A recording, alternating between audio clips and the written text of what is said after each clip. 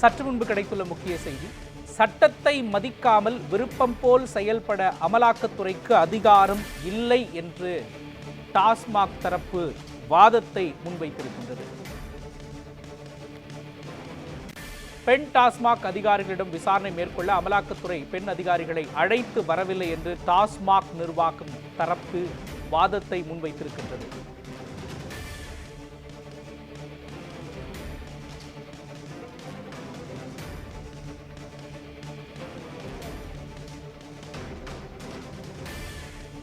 சட்டத்தை மதிக்காமல் விருப்பம் போல செயல்பட அமலாக்கத்துறைக்கு அதிகாரம் இல்லை என்று டாஸ்மாக் தரப்பு வாதத்தை உயர்நீதிமன்றத்தில் முன்வைத்திருக்கின்றது.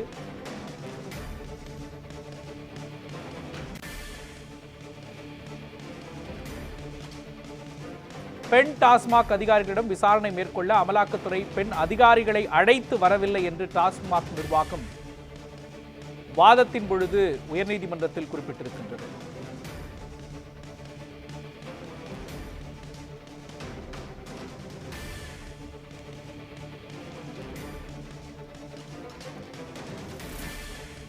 சோதனையின் பொழுது ரகசியம் என கூறி அமலாக்கத்துறையினர் எந்த விவரங்களையும் தரவில்லை என்று டாஸ்மாக் தரப்பு வாதத்தை முன்வைத்திருக்கின்றது.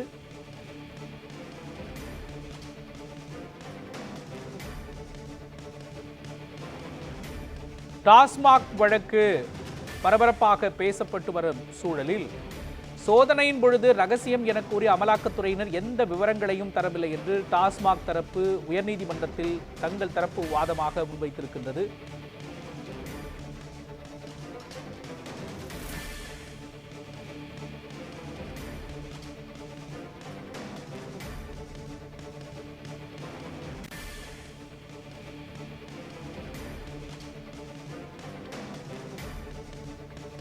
சட்டத்தை மதிக்காமல் விருப்பம் போல செயல்பட அமலாக்கத்துறைக்கு அதிகாரம் இல்லை என்று டாஸ்மாக் தரப்பு வாதத்தை முன்வைத்திருக்கின்றது.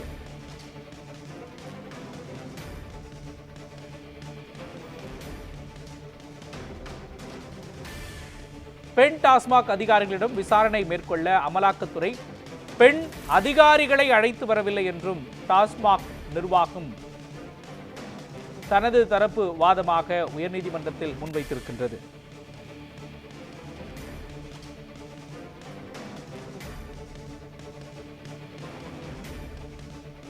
சோதனையின் பொழுது ரகசியம் என கூறி அமலாக்கத்துறையினர் எந்த விவரங்களையும் தரவில்லை என்றும் டாஸ்மாக் தரப்பு குறிப்பிட்டிருக்கின்றது.